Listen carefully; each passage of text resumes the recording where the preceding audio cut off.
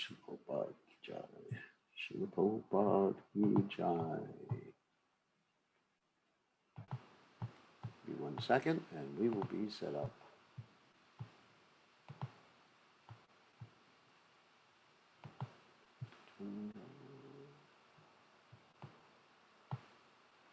All right, I think we are just about ready to go. Hare Krishna. All right, turn the lights on. All right, everybody, so we are ready to go with our nightly Bhagavad Gita study. And today I think we're going to finish off the 14th chapter of the Bhagavad Gita. So first we'll chant Jai Radha Madhava.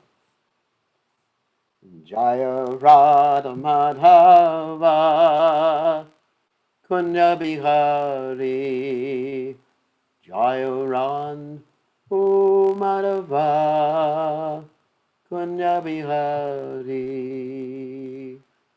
Gopi Janavallabha Girivardhari Gopi Janavallabha Girivardhari Yashodanandana Brajajana Ranjana Yashodanandana Brajajana Ranjana Yamuna Tira Vanachari Yamuna Tira Vanachari Jaya Radha Madhuva Kunya Bihari Jaya Radha Madhuva Kunya Bihari Gopi Jana Balabha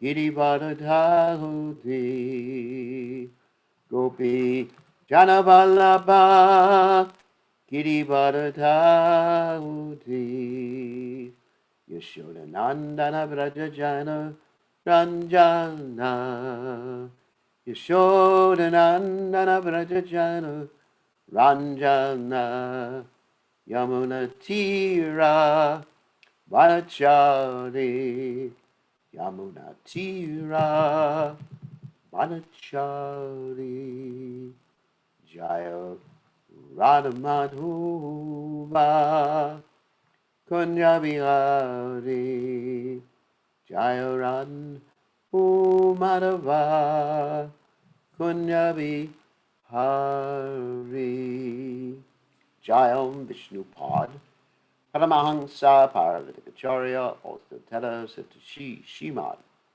His Divine Grace Abhaya Chananada Bhaktivedanta Goswami Srila Prabhupada Ki Jai ISKCON Founder Acharya Srila Prabhupada Ki Jai Anantakoti Vaishnava Vrinda Ki Jai Namacharya Srila Huilas Thakur Ki Jai Prem Se Kaho Shri Krishna Chaitanya Prabhu Nityananda Shidwaita Gadadha Shivasri Gaura Bhakta Vrinda Ki Jai Shri Shri Radhakrishna Gopinath Shaima Kunda Radhakunda Giri Govardhan Ki Jai Vrindavanam Ki Jai Mathuram Ki Jai Jagannath Swami Ki Jai Yamuna Ki Jai Shrimati Tulasi Devi Ki Jai Samaveda Bhakta Vrinda Ki Jai Go Premananda Hari Hari Go.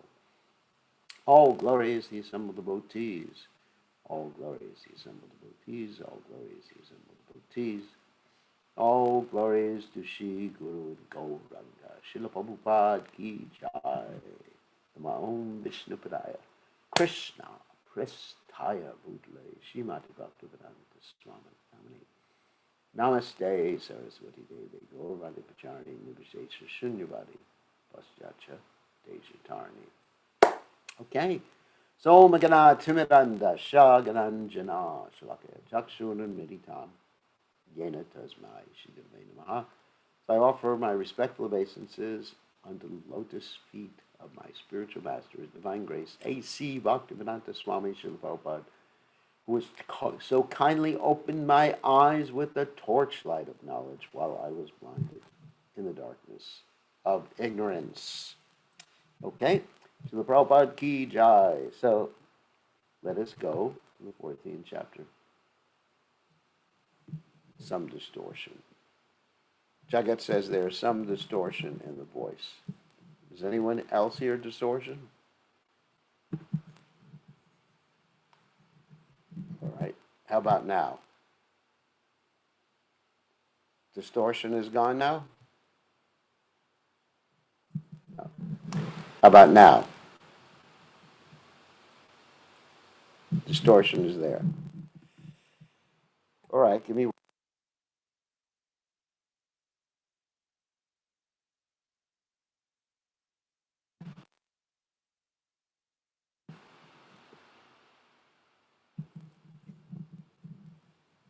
How about now? Is it better? No? Yes? A little better.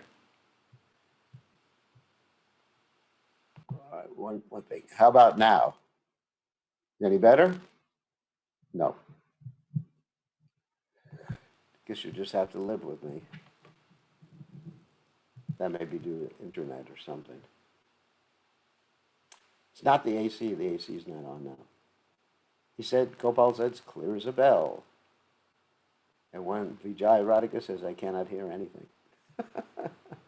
So everybody has a different opinion. I can't adjust it for everybody. So, Hare Krishna. Just have to live with me. Okay, so now we will go on to the Bhagavad Gita.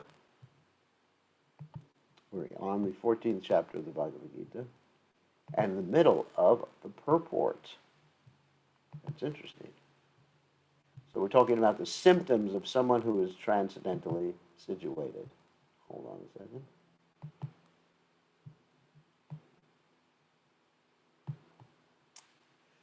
So the next question concerns the dealings, because Arjuna is asked, what is the question of someone who is free from the influence of the modes of material nature? How does he become free? We already answered that. The next question concerns the dealings of a transcendentally situated person. Oh, another chat message? How is that possible? I can hear crystal clear from the beginning. Strange. So it must be everybody else is in Maya, not me. The next question concerns the dealings of a transcendentally situated person. The materially situated person affected by so-called honor and dishonor offered to the body is affected. But the transcendentally situated person is not affected by such false honor and dishonor. He performs his duty in Krishna consciousness and does not mind whether a man honors or dishonors him. He accepts things that are favorable for his duty in Krishna consciousness, otherwise he has no necessity of anything material, either a stone or gold. He takes everyone as his dear friend who helps him in his execution of Krishna consciousness, and he does not hate his so-called enemy. He is equally disposed and sees everything on an equal level because he knows perfectly well that he has nothing to do with the material existence. Social and political issues do not affect him. Wow. Because he knows the situation of temporary upheavals and disturbances. He does not attempt anything for his own sake. He can attempt anything for Krishna, but for his personal self, he does not attempt anything. By such behavior, one becomes actually transcendentally situated. And may I refer to Lord Kapiladev's descriptions of the ornaments of a transcendentalist, ornaments of a Vaishnava. So this is pretty similar to what Krishna and Prabhupada are saying here. Titikshava, Karunika, Surada Sarvadehinam, Ajata Shatrava, Shanta, Sadhava Sadhabhushana. So Sadhubhushana means the ornaments of a sadhu. That means a spiritualist, a devotee. So the first ornament is very interesting. What is it? Titikshava. Titikshava means tolerance.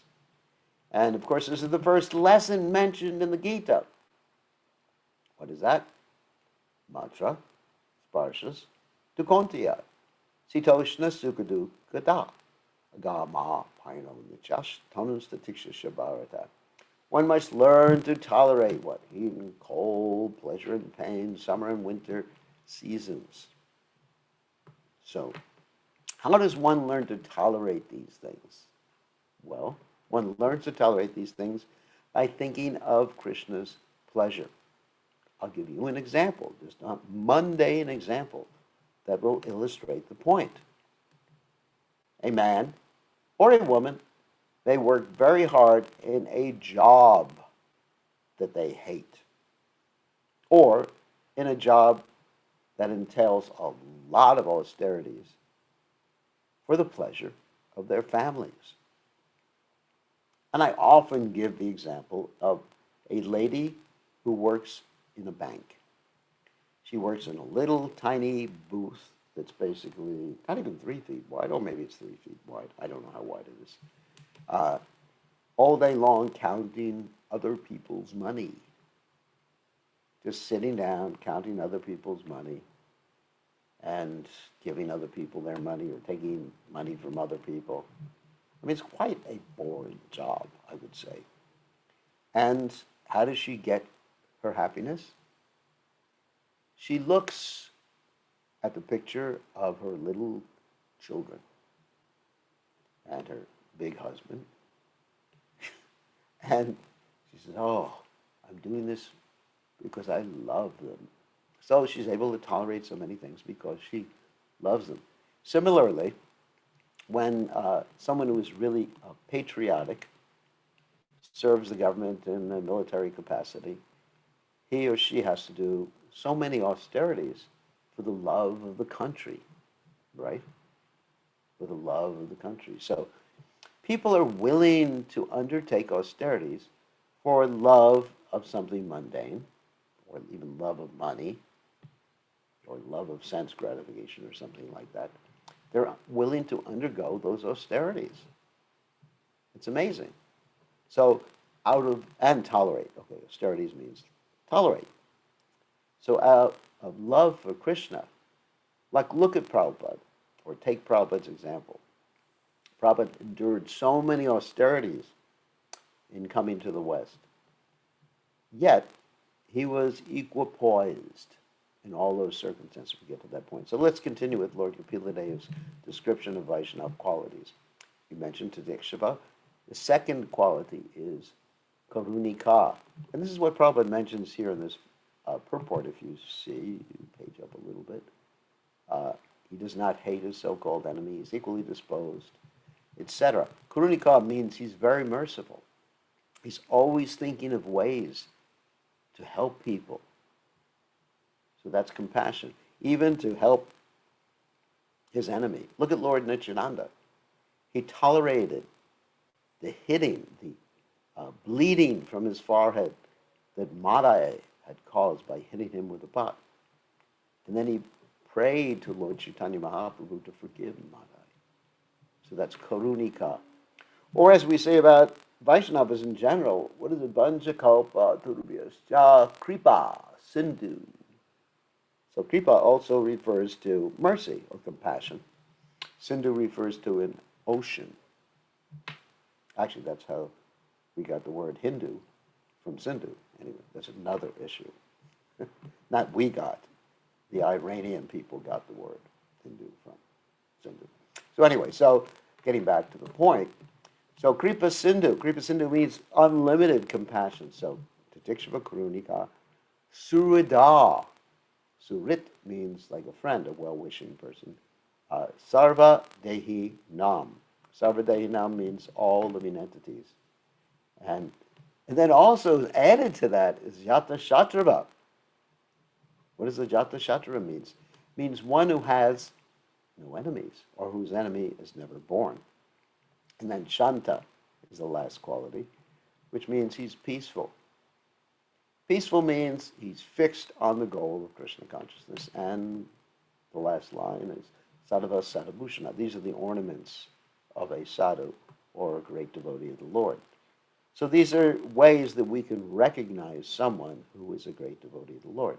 Tatikshava Karunika Suradasa Nam Jata Shachava Shanta Sadava Sada Bhushana, and Prabhupada mentions this also, does not hate his enemy, equally disposed,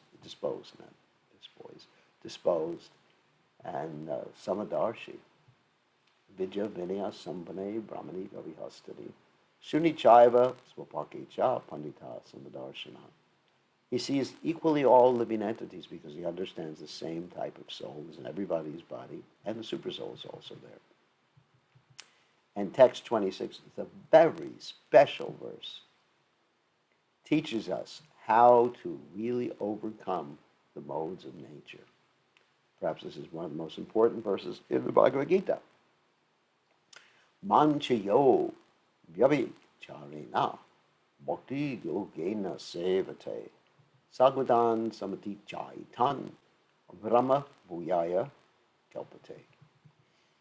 Mam, unto me, cha also, ya, a person who, avyavi charena, without fail, bhakti yogena, by devotional service, sevate, renders service, sa, he, gunan, the modes of material nature, samatitya, transcending etan, all these, Brahma Bhuyaya, elevated to the Brahman platform, Kalpate becomes.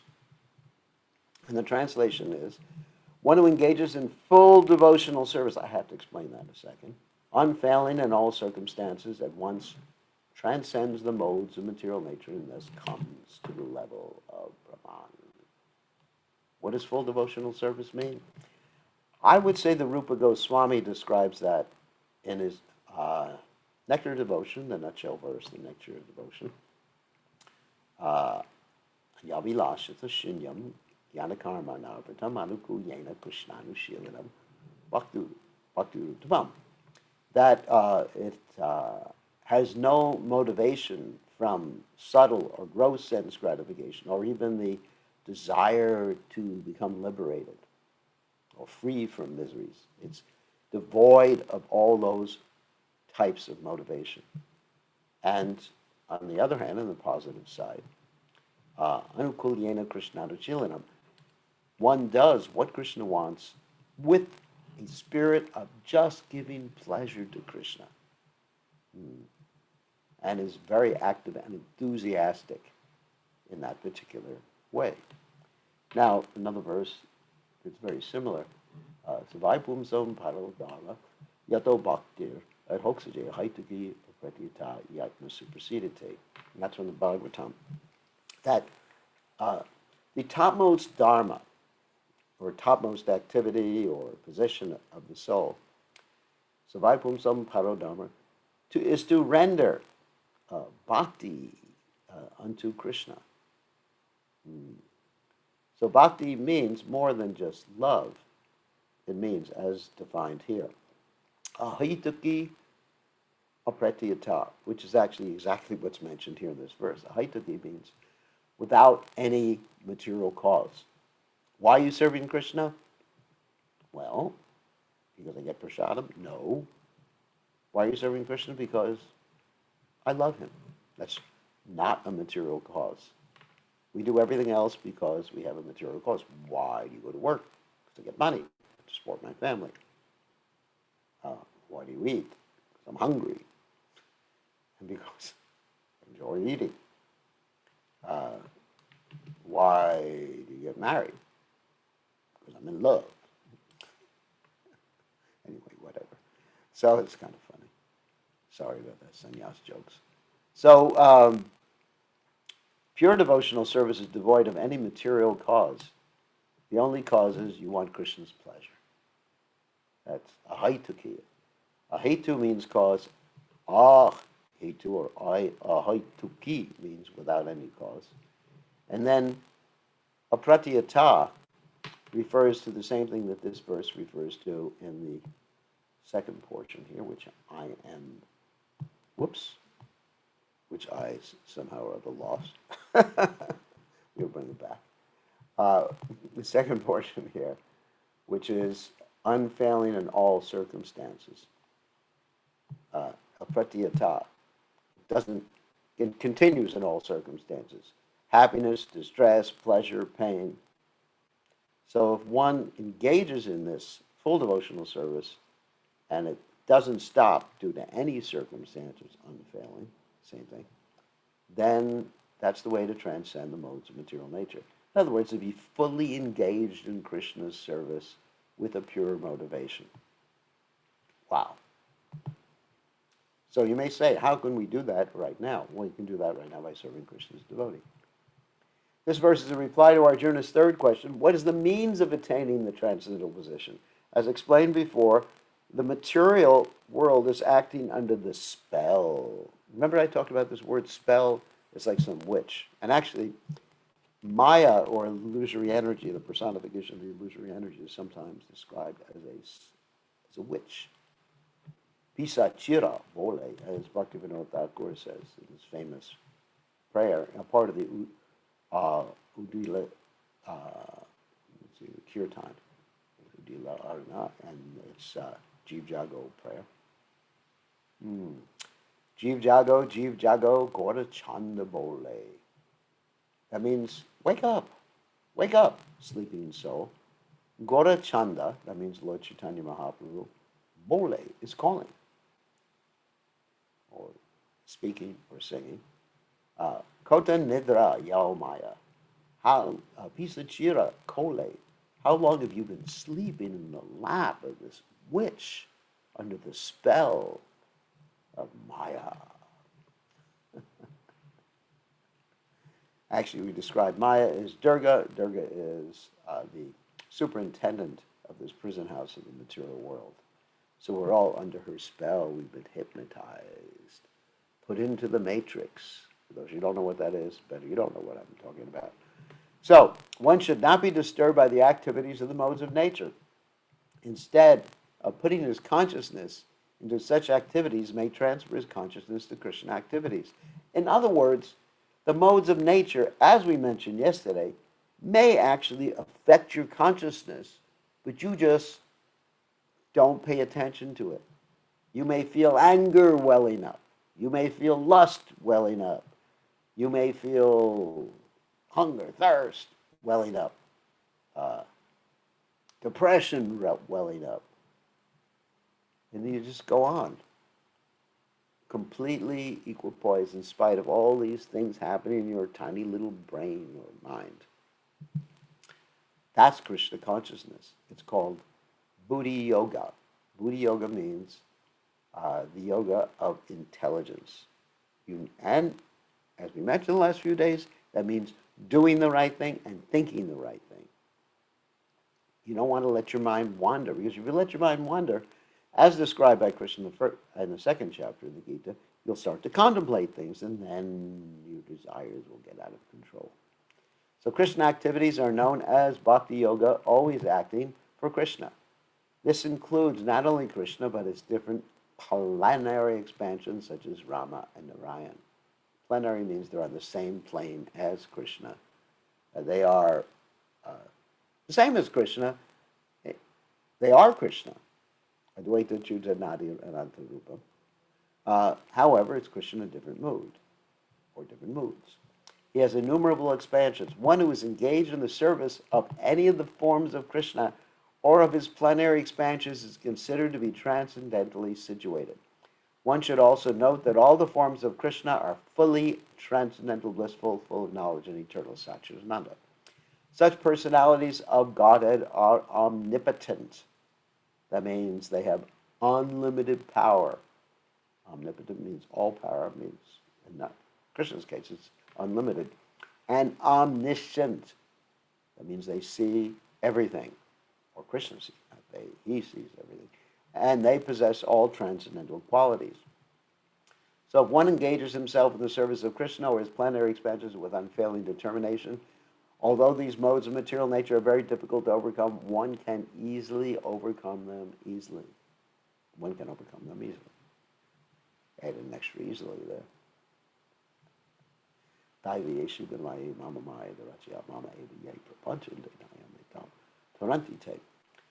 That's the Bhagavad Gita tells us. This material energy cannot be overcome, but one who surrenders to Krishna can easily overcome them. This has already been explained in the 7th chapter. One who surrenders unto Krishna at once surmounts the influence of the modes of material nature.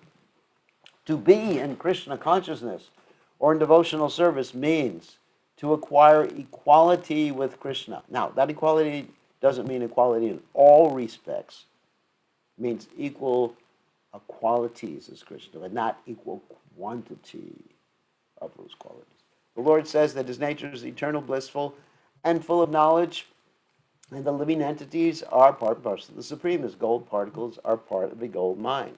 Thus, the living entity in his spiritual position is as good as gold, as good as Krishna in quality. Remember, quality, quantity.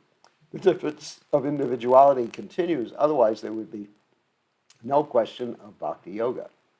Bhakti yoga means that the Lord is there, the devotee is there, and the activity of exchange of love between the Lord and the devotees is there. Therefore, the individuality of two persons is present in the Supreme Personality of Godhead and the individual person. Otherwise, there would be no meaning to bhakti yoga. If one is not situated in the same transcendental position with the Lord, one cannot serve the Supreme Lord. To be a personal assistant to a king, one must acquire the qualifications. Thus, the qualification is to become Brahman, and actually, technically, to realize that you're Brahman, because everyone is Brahman, ultimately, but to at least manifest your Brahman nature, or freed from all material contamination, because when you free yourself from all material contamination, all that's left is Brahman. Individual Brahman. It is said in the Vedic literature, Brahmaiva san brahmapyete. One can attain the supreme Brahman by becoming Brahman. This means that one must qualitatively become one with Brahman. In other words, exhibit the same qualities as the supreme Brahman. By attainment of Brahman, one does not lose his eternal Brahman identity as an individual soul. Nicho nichanam. Chaitanas chaitanam. There are many eternals, but there is one supreme eternal. And that supreme eternal is maintaining the rest of us, guys. So, text 27. This is also an important verse, perhaps not as important as the verse right before it, but this verse establishes something that enables us to defeat impersonalists. Because the impersonalists generally say the topmost realization is the impersonal, is the energy of God. And they said, you can worship God in the meantime, but the whole point is, you got to go beyond the personality, because the personality comes from the impersonality, which is kind of stupid. If you have something that is impersonal or undifferentiated, you can't have something that is differentiated coming from it. It doesn't make sense. It doesn't make sense. The emanation of something must have, or the emanator must have at least the same amount of qualities as the emanation. Okay, let's read this verse. Brahmano hi pratishtaham amritasya vyayasya cha sasvatasya chidharmasya sukasyai kantikasya cha. Brahmanaha, of the impersonal Brahman, he certainly pratishta. The rest, aham, I am, amritasya, of the immortal, of yasya, of the imperishable, cha also, shashvatasya, of the eternal, cha, and dharmasya, of the constitutional position, sukasya, of happiness, aikantikasya, ultimate, cha also. Translation, and I, that's Krishna, and the basis of the impersonal Brahman, which is immortal, imperishable, and eternal, and is the constitutional position of ultimate happiness. So let's examine this verse a little bit more. In one sense, it is said, Brahmana hi pratishtaham, that I am the source of the impersonal Brahman too. So when Prabhupada translates the basis, that means Krishna is the source of the impersonal Brahman. And Amritasya, that means Amrita Shah, can mean actually immortal, and it also involves Amrita, which is nectar, and sometimes translated as mortality, and Sukasha also means of happiness. So I'm the basis of the impersonal Brahman, which is immortal, imperishable, and eternal. And one thing I want to explain, where Prabhupada translates the constitutional position of ultimate happiness. What does that mean? That means when one realizes one's constitutional position as spirit, one is happy. That's all. It doesn't mean that if you realize the impersonal Brahman, you're in your constitutional position. So we have to understand this rightly. It's a very important verse. And actually the first line of the verse is something you can often quote to people when you're having a discussion about the Bhagavad Gita. Brahmano hi pratishtaham. I mean, that's really the most important line to quote. Brahmano hi pratishtaham. If someone says, well, the Brahman is superior to Krishna, then you say, then why does Krishna say Brahmano hi pratishtaham? So pratishta, of course, means the source. Aham, I am. Aham means I. So perhaps that's the most important line of the verse that you can learn. It's a real easy line to learn when you're talking to impersonalists or whatever. Brahmano hi pratishtaham. I'm the source of Brahman. Purport. The constitution of Brahman is immortality, imperishability, eternity, and happiness. Brahman is the beginning of transcendental realization. Paramatma, the Supersoul, is the middle, the second stage in transcendental realization, and the Supreme Personality of Godhead is the ultimate realization of the Absolute Truth. Remember, we talked about this many times. Vatanti tattva vidas tattvam yad jnanamad viyam brahmeti paramatmeti bhagavaniti subjate. That the Absolute Truth is known in three different ways. Brahman, which is the spirit, just means spirit. Actually, the word Brahman means spirit. Actually, the word Brahman means the greatest, which means the spirit. So it's a spirit. It's a general term for spirit. Sometimes it refers to the, in this particular context, the effulgence of the Lord, the energy of the Lord. Paramatma refers to the expansion of the Lord, known as the Shirodakshai Vishnu of the Lord in the heart, super soul. We talked about that in the chapter Nature and Joy and Consciousness. And then highest is Krishna, Supreme Personality of Godhead. And Krishna always remains in the spiritual world, having his pastimes. Sometimes he comes down and manifests the spiritual world in Vrindavan and Mayapur like this. Therefore, both Paramatma and the impersonal Brahman are within the Supreme Person.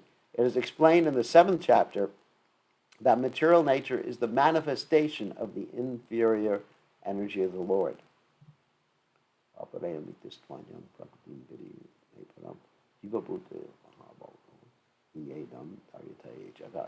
And beyond that material nature is the spiritual nature, which is the living entities, Jiva Bhuta who are struggling in this material world. The Lord impregnates the inferior material nature with fragments of the superior nature, and that is the spiritual touch in the material nature. I have to explain that for people who haven't been with us from the beginning. At the time of the creation, Krishna, in the form of the Mahavishnu, looks at the pradhana, the unmanifest stage or ingredient cause of the material nature. And that glance contains all of the living entities. That glance is called Shambhu. And that glance, Shambhu, containing all the living entities, is injected into the inert material energy. And that inert material energy, sometimes called Durga, who consorts with Shambhu, and then as a result, all of us appear, and the inert material energy actually starts to come into action, and that's the Big Bang for those scientists amongst you. Okay, when a living entity conditioned by this material nature begins the cultivation of spiritual knowledge, he elevates himself from the position of material existence and gradually rises up to the Brahman conception of the Absolute, of the Supreme. This attainment of the Brahman conception of the life is the first stage in self-realization. In other words, to realize, I am spirit. I'm undergoing reincarnation. And I remember before I came to Krishna consciousness, I realized that. I realized I'm not this body. And all these different labels I have, they have nothing to do with me. It's just labels, names. It's a world of names, as Prabhupada would sometimes call it. Then later on, I realized Krishna. At this stage, the Brahman realized person is transcendental to material position, but he's not actually perfect in Brahman realization. If he wants, he can continue to stay in the Brahman position and then gradually rise up to Paramatma realization, then to realization of the Supreme Personality of Godhead. He can do it gradually, or you can do it all at once. You can just like jump up, like we were doing in Krishna consciousness. Forget about Brahman. Forget about Paramatma. Krishna, Goloka ki jai, Govardhan ki jai. That's Prabhupada's mercy. You just take the quick trip up, the elevator, instead of all these different steps. I remember when I was young, they have this statue in the New York Harbor called the Statue of Liberty, which says, "Give me your poor, tired, huddled masses yearning to be free." And anyway, I climbed all the way up on the stairs, and it was hard. But if you take an elevator, then it's very, very easy. So Krishna consciousness is the elevator, the jet elevator.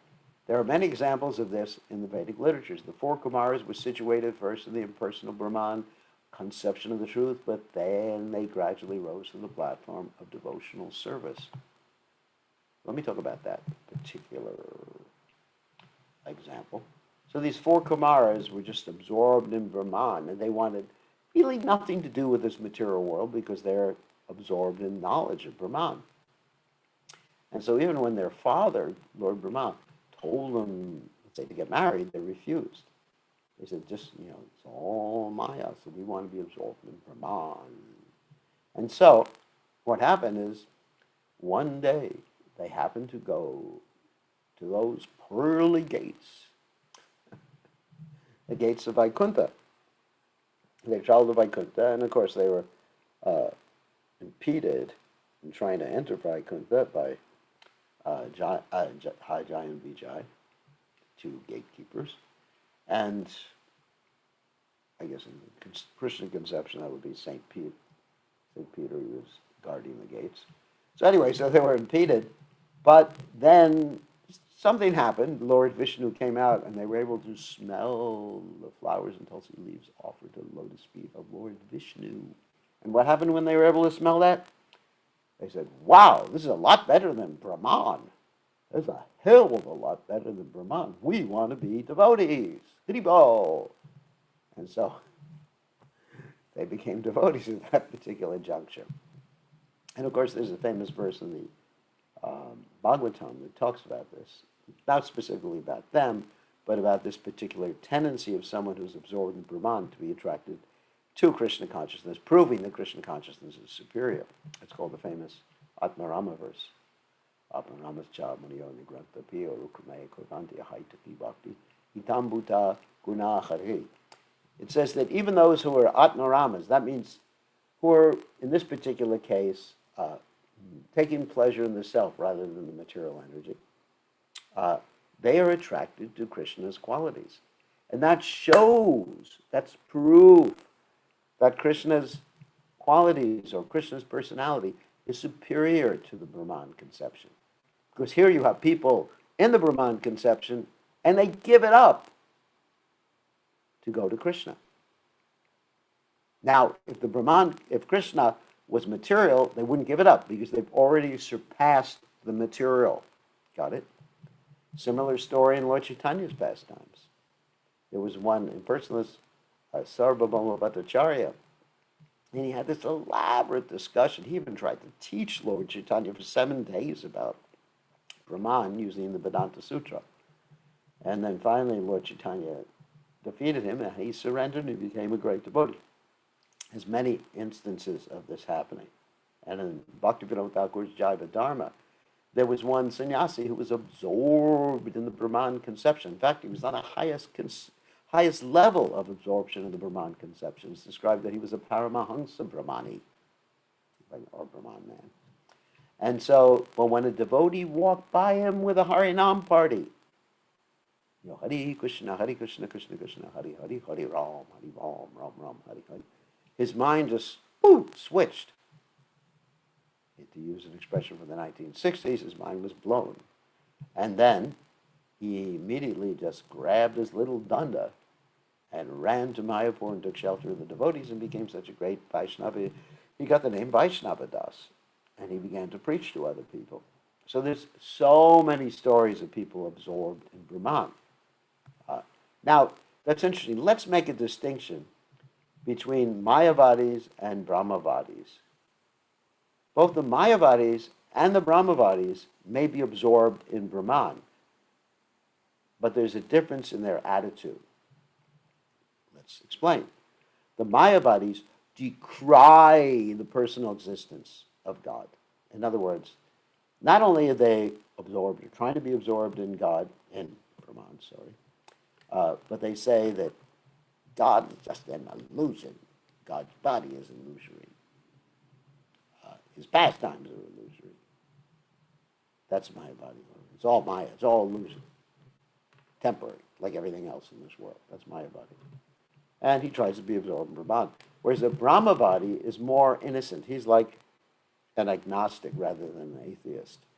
He's saying, I'm absorbed in Brahman. I don't know anything else. Maybe there is something else, but right now, Brahmana is the best for me.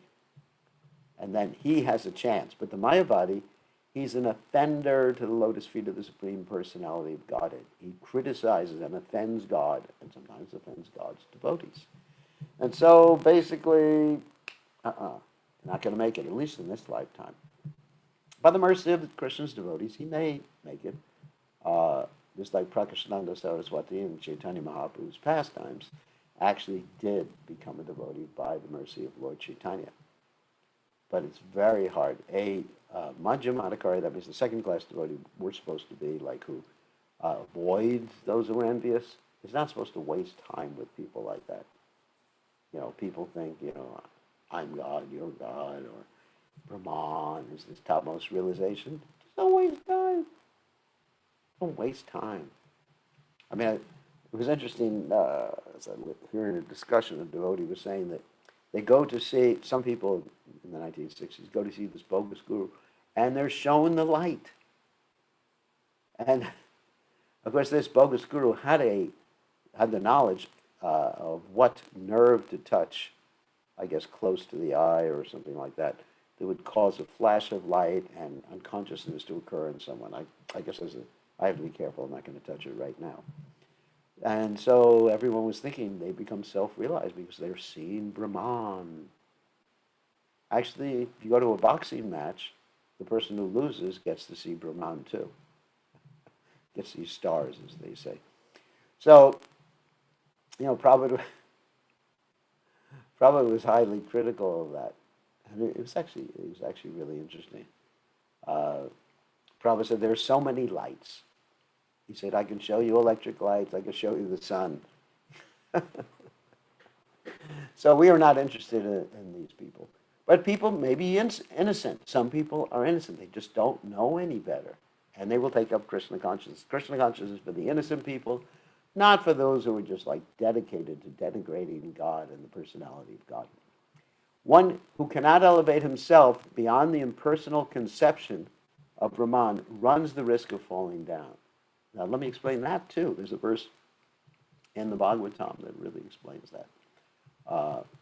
Aruya Krishna param padam idanti yushmad angrayaha. What that verse means is they rise up to Brahman, but because they still, like every soul has, a desire for variety, they fall down. They make so much trouble to go to Brahman, then they fall down, they can engage in materialistic activities. Generally, when they do fall down to mode of goodness activities, like helping people with hospitals and things like that, which is not the worst thing that they can do, but they lose their spiritual position. In Srimad Bhagavatam, it is stated that although a person may, this is the verse I just quoted, a person may rise to the stage of impersonal Brahman without going further, with no information of the Supreme Person, his intelligence is not perfectly clear. The word used in that verse, hold on a second, the verse that Prabhupada is referring to, of a Shuddha Buddhya, Yene Ravanyaksha, Vimuktamanina, Tvayasta Bhaved, of a Shuddha Buddhya, Oduya Katrina. When I first quoted the verse, I left out the first two lines. Yene Ravanyaksha, those who have not taken shelter of the lotus-eyed Lord, Yene Ravanyaksha, of a Shuddha Buddhya, they have impure intelligence. And it's interesting, Prabhupada is here speaking kindly about them, that he says their intelligence is not perfectly clear. I guess of a Shuddha, not clear or not pure. And, another way you can take that is impure intelligence. Therefore, in spite of being raised to the Brahman platform, there is the chance of falling down if one is not engaged in the devotional service of the Lord. In the Vedic language, it is also said, Raso vai sa rasam yivayam lavvanandi bhavati. When one understands the personality of Godhead, the reservoir of pleasure, Krishna, he actually becomes transcendentally blissful. That's on Taittiriya Upanishad 271. The Supreme Lord is full in 6 opulences, and when a devotee approaches him, there is an exchange of these 6 opulences. The servant of the king enjoys on an almost equal level with the king. And so, eternal happiness, imperishable happiness, and eternal life accompany devotional service. Therefore, realization of Brahman, or eternity, or imperishability, is included in devotional service. So, let's talk about Sat, Chit, and Ananda. Sat means eternal, Chit means knowledge, and Ananda means bliss. So, when you have Sat, you just have Sat. When you have Chit, you have Sat and Chit. In other words, let me translate. When you have realization of eternality, you also have knowledge, but you don't have bliss. And that's the reason why the impersonalists fall down, because they don't have bliss. There's not happiness. There's just a negation. Stop the suffering, stop the suffering. Okay, suffering stopped. But I want some happiness too. And that's why they fall down.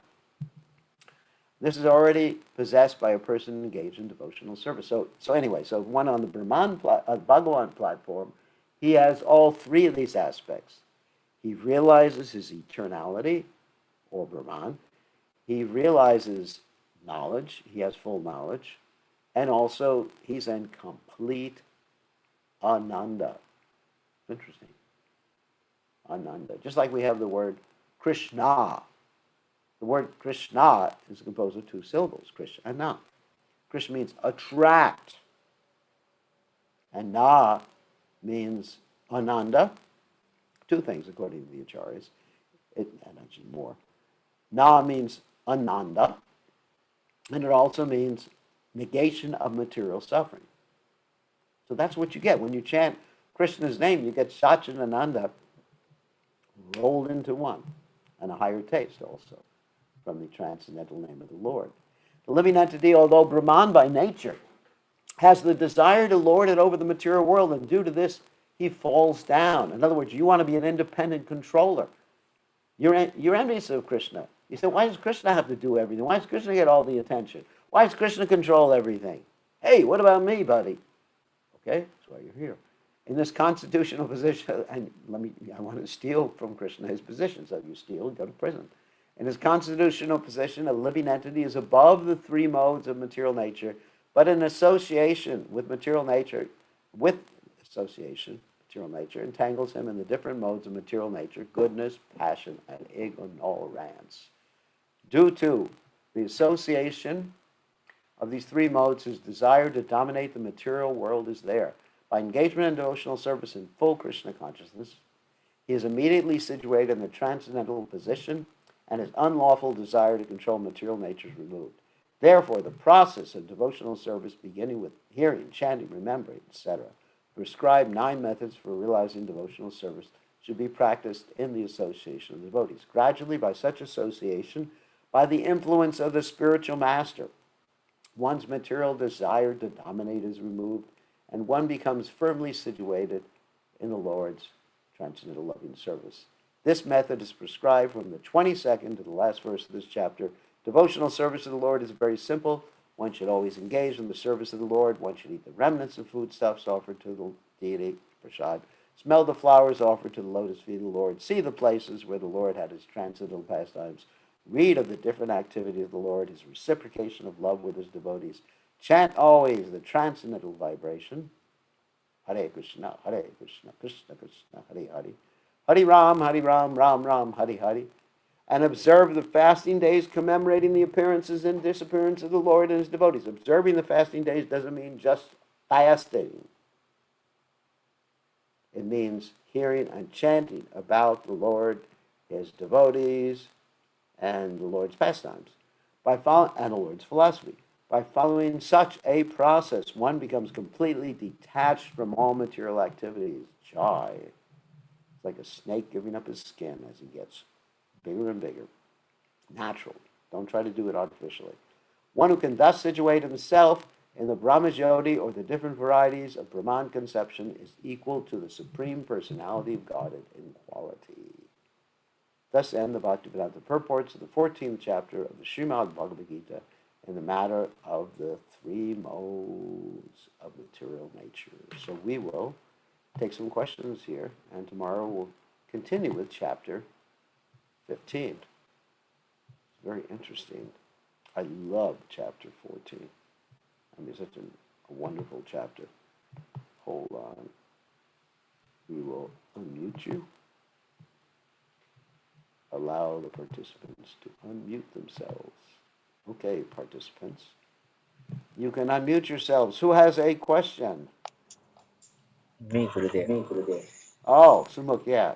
We didn't answer your question from yesterday. Okay, so what's your question? Yes, Gurudev. Yesterday in the class, you have mentioned that Prabhupada's Guru Maharaj, Siddhanta Saraswati Thakur, said that if you don't chant 64 rounds, you are fallen. Then later, Prabhupada, when Prabhupada started giving session, he also was giving 64 rounds in the beginning to the disciples. The disciples were going out preaching. After preaching, they were not able to complete this 64 rounds. Therefore, Prabhupada then changed it to 16 rounds. So the question is, this is for the preaching disciples.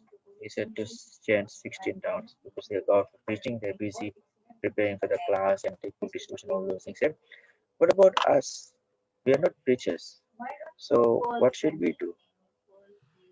What should you do? That's a very interesting point. Prabhupada considered preaching the work for the movement. Like Prabhupada compared being a member of the Krishna conscious movement, a full-time member of the Krishna conscious movement, to be something like working for the Indian railway system. Prabhupada said, let's see what's wrong with that video. Okay, there we go. Prabhupada said that the motto of the Indian railway system was to keep the wheels turning. In other words, everyone had a part to play in the preaching. Not just the direct people going out and preaching, but actually all of those who assisted the preaching. So you are assisting the preaching. You're working a job. You're giving donations to the temple. You know, I know what Sumukh's life is like. He and his wife do so much deity worship every day except for Sunday, right? Yes. Is that right? Yeah. They're actually on the altar for 2 hours or 3 hours every morning doing deity worship. He's working a full-time job, working for one of the incarnations of God all day long. One of the Dasa, it's funny, he's working for one of the Dasa avatars, right? Parshuram. Yes. So, Yes. I'll explain what I mean. That he is employed by FEA, which is the Fiji Electric Company, and the head of the FEA is a devotee named Parshuram. He carries a chopper. So anyway, so the point is you're full time engaged and everything is dedicated to the movement. You may be working a job, but Prabhupada said those are working a job who give themselves to the movement. Let me, let me put you on mute. Getting a lot of feedback. That someone is putting himself, who is working a job is like as good as a brahmachari, as good as a sannyasi, because he's giving everything. So therefore, 16 rounds is sufficient for you. I mean, anyone who follows your example of working full time, giving everything to the movement, I mean, that's an amazing example. You don't have to chant 64 rounds. And actually, Prabhupada, he wanted people to work hard and chant 16 rounds a day. If people were going to just sit around the temple all day long chatting about their lives, which is called prajalpa, in case you don't know, then 64 rounds or even 128 rounds is prescribed for those people. But those who were preaching, 16 rounds. That's why Prabhupada chanted 16 rounds. Prabhupada didn't chant 64 rounds a day because Prabhupada was engaged in preaching. Prabhupada even described how he chanted 16 rounds when he was a grahasta. He said that he would chant 4 rounds before breakfast, 4 rounds before lunch, 4 rounds before dinner, and 4 rounds before going to sleep at night. So in other words, Prabhupada was very busy. So I think 16 rounds, I mean, Prabhupada was very practical. First of all, Prabhupada was dealing in the beginning days with a bunch of hippies who weren't going out and preaching. So Prabhupada thought, these guys really need quick purification. You know, because they were, I mean, we were all in the 1960s. It was just like, I mean, you can't imagine what a hippie was. He was long hair, unwashed, you know, for several weeks. Of course, I wasn't like that. I was something different. So anyway, but had long hair, unwashed, big beards. And actually, even when I joined the movement, the devotees said they, after I shaved up, they could see me for the first time because it was just like surrounded by hair. I looked like Satya Sai Baba with a beard on. So anyway, so Prabhupada knew that these people needed purification. But then when the devotees started to go out and chant, do the Harinam and distribute books, then Prabhupada considered something different. But when they were back at the temple all day long and there was no deity worship or nothing going on at the temple and they weren't working a job, they were just sitting around in 26th Avenue, it was better they chant 64 rounds. Prabhupada was very practical. So we chant 16 rounds, I chant 16 rounds, and if I have a chance, I chant more on Ekadashi. But preaching takes priority. If there's some preaching on Ekadashi, I will do the preaching rather than chant 64 rounds. I'll chant 16, at least 16, and then whatever other time I have for chanting is fine. Okay, other questions? Questions, comments? Everyone's so quiet lately. Hare Krishna Maharaj, I have a question. Oh, good to see you. So, you have some questions? Yes, towards the start of the class, you're talking about pure devotional service being that we do everything purely for the pleasure of Krishna because he wants it. Mm-hmm. So if we're not at that stage and there is something that we have been asked to do that we think will please Krishna and we're a bit begrudging about it, or should we do it in a begrudging mood? I just don't, if I'm scared that it might become a bit resentful if I'm not elevated enough to be able to do it with a clear heart. It's a good question. I would say we should take a little time out and come to a better mood before we do it. I mean, of course, if it's an urgent situation, you know, so like the deity offering has to be made or something, yeah, just do it and take care of your consciousness later. But I would say you sit down and if you have a begrudging mood, then chant an extra round or something like that, or read a verse in the Bhagavad Gita, clear your mind, and then do what you're supposed to do. Because it's better to do it with the right mood rather than begrudging mood. Because Krishna says, if you offer me a leaf of fruit or water with love and devotion, he just doesn't say, offer me leaf, fruit, water, and that's it, bas. He says leaf, fruit, water with love and devotion. So you have to offer with devotion. That's devotional service. Otherwise, you know, it could be on a lower stage, like just karma yoga, just serving Krishna for some other purpose. but we're interested in loving Krishna.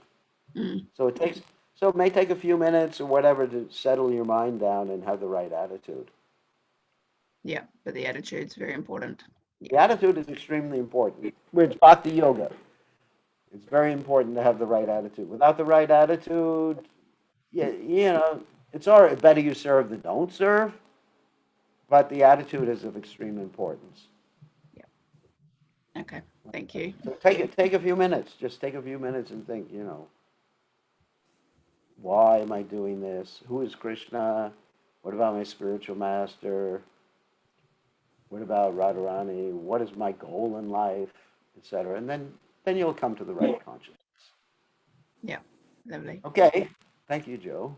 Hare Krishna Maharaj. Oh, Hare Krishna, Bhai Hare Krishna Chaitanya. Maharaj. Dandavat pranam. Just to follow up on the question, you know how it says that we should please Krishna's senses. How do we go about doing that? Is that through service as well, or is that something else?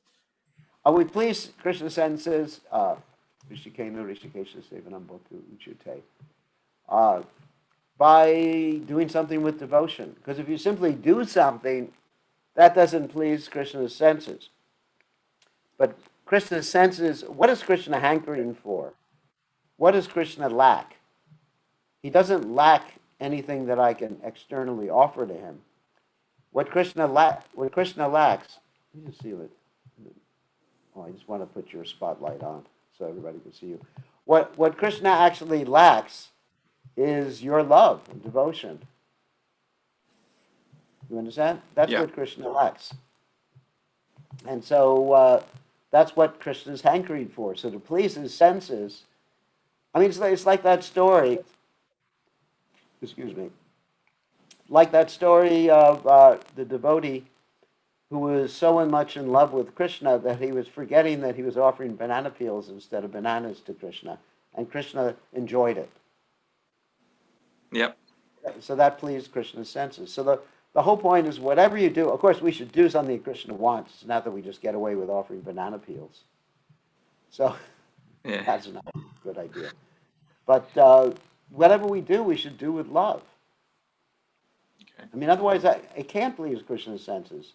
I mean, I know myself. Let's say if someone is doing something for me, let's say someone is cooking for me, which is rare because usually I cook for myself.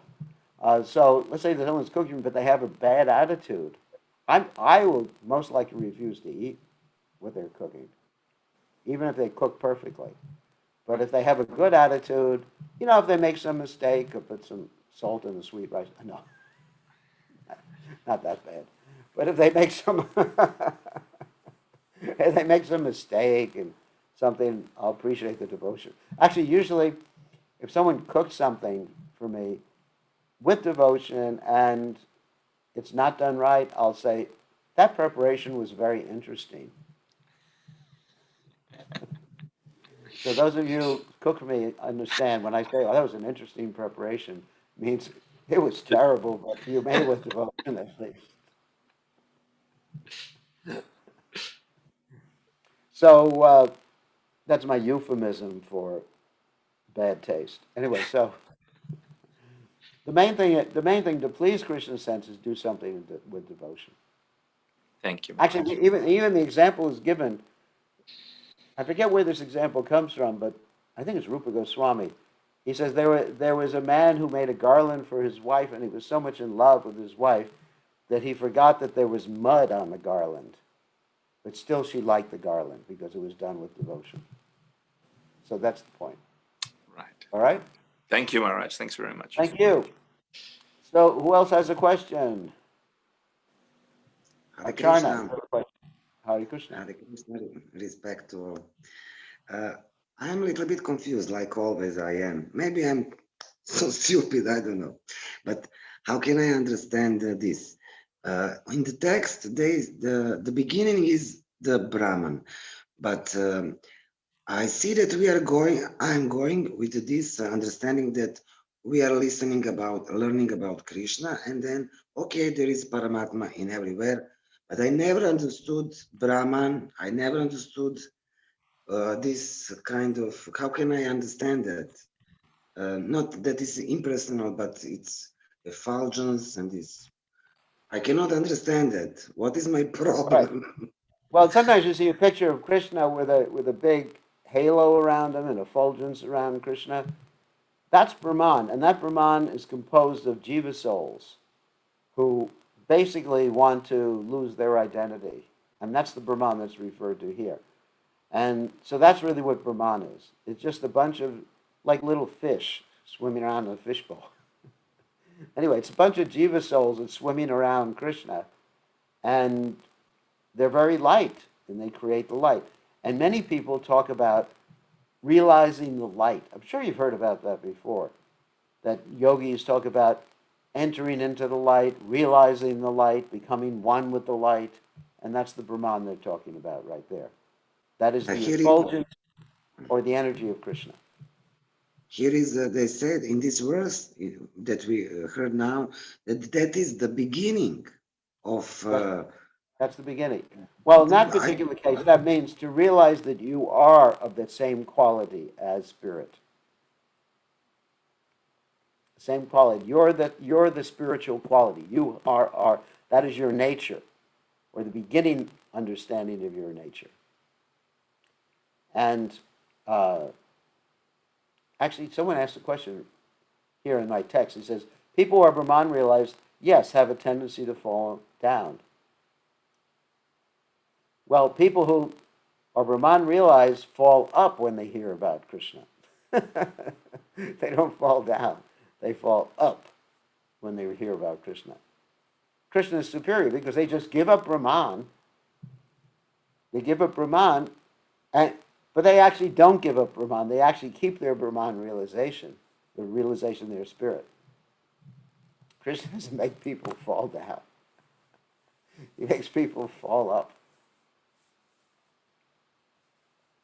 Well, let me be more specific. The reason people leave Brahman is not because they are attracted to any aspect of Maya, but because they feel a lack in Brahman. Let's be more specific about that. That's the reason they come down. Then they become attracted to the illusory energy. You understand? They feel a lack. Just like if you ask me or to look in the corner and just like stare at the corner for 5 hours or something like that, I will feel a lack. And I'll gravitate towards any type of action, whether it's Krishna conscious or whatever type of action I'll gravitate towards. But when Krishna comes to someone absorbed in Brahman, it's not that they are taking up Krishna because they have a lack, it's because they see something better. Because Brahman is giving them relief, and Krishna is giving them ecstasy. But the material energy doesn't give them ecstasy. Okay, there's one other question. Who else has a question? One more. You were allowed one more tonight, free of charge. After that, we start charging. So, nobody else has a question. Hare Krishna, Gurudev, do you hear me? Yeah, I can hear you. Hare Okay. Krishna, please, please accept my Kuchilega, humble Hare Krishna. obeisances. Yeah, I can hear you. Hare Krishna. Buenos Okay, días, sorry, señora. my internet. Buenos días, señor. Está I bien. was, Yo puedo oír. So, ¿cuál es la okay, pregunta? I will stop my video. Okay. Yes, in today's in your Facebook page where you usually, there's always a post of a thought, like a thought of the day. Right. In today's thought of the day, it says, when there are no demands, the relationship becomes sweeter. So I was wondering, I guess it refers to the relationship with Krishna. I know that refers to every relationship. Okay. So my question goes like, okay, to all relationships we have, we are always expecting, or at least I am always expecting, like I don't know, like at least if I give love, I know it's for free. I mean, I Right. shouldn't expect Anything in any return. response. Yes, but still I find in me like that tendency, like to ask from people, or at least I will talk specifically about my partner, so my Yeah. husband. I'm always expecting him to do certain things. Like how do we, I don't know, how do we overcome that tendency, like to expect people to act in certain way or to transform? For example, in my case, my husband is not a devotee, but he is interested in, and he allowed me, of course, to do all my service. So I'm expecting him to do all the, like to answer to in some specific ways to Right. my behavior. I don't know, how do Yeah, I I overcome that? I can understand what you're saying. I mean, like there can be a mild expectation, but the difference between just a mild expectation and a demand is that if you don't get something from someone, you get angry. That means you demand it from them. Just like maybe I'll Okay. give an example. Maybe I'll give an example about me and Gopal. Like, for example, sometimes Gopal is watching. Oh, he just took off his video, so I can't see his smiling face anymore. So, sometimes I like the other day I asked Gopal to do something. I said, "Would you be willing to something?" I mean, what was it? Oh yeah, call someone on the phone, do something, and he did it. So I sort of expected him to do it, but it would be a demand. Is if he didn't do it, I would chew him out. That means I get angry, and so in other words, if he did, so what that's what differentiates a demand from just like a mild expectation, is that if he didn't do it, I just say hasta la vista. No, I would say that's okay. I'll find someone else to do it. In other words, a demand is when you're dependent upon another person to do something, and if they don't do it, it really drives you crazy, makes you angry, or something like that. But if someone does something and they're doing it with their heart, and they're not being forced to do it because you're demanding it, or they feel threatened that if they don't do it that you're going to get angry, then it actually is much sweeter. And so with Krishna, it's the same thing. I like, what does Radharani say, or Lord Chaitanya in the mood of Radharani? She says, Krishna, that you may crush me by your embrace, you may leave me brokenhearted by not being present before me. You are completely free to do anything and everything, and you remain my worshipful Lord unconditionally. So that's unconditional love, where the love is not conditioned upon what a person does or says. But that's a very high stage. And but at least when dealing with each other, we should be willing, if someone doesn't meet our expectation, to meet our needs in some other way. Like going back to that story of Gopal. Like if I ask Gopal to do something, I say, Gopal, call up this real estate agent. And if he doesn't do it, then I'm willing to do it myself. That's all. And that's a good relationship. It's not that if he doesn't do it, I strangle him. Okay, Isn't it, Gopal? I mean, I've always okay. I've always been nice to you, regardless, right, Gopal? You can nod. Especially when you say, or else I'll curse you. That's just joking. But and generally my disciples would tell them I'm usually nice, usually nice. Anyways, but I may do a little chastisement to guide them, but it's not that I become dependent on them, because to be dependent on another person's mercy actually weakens one.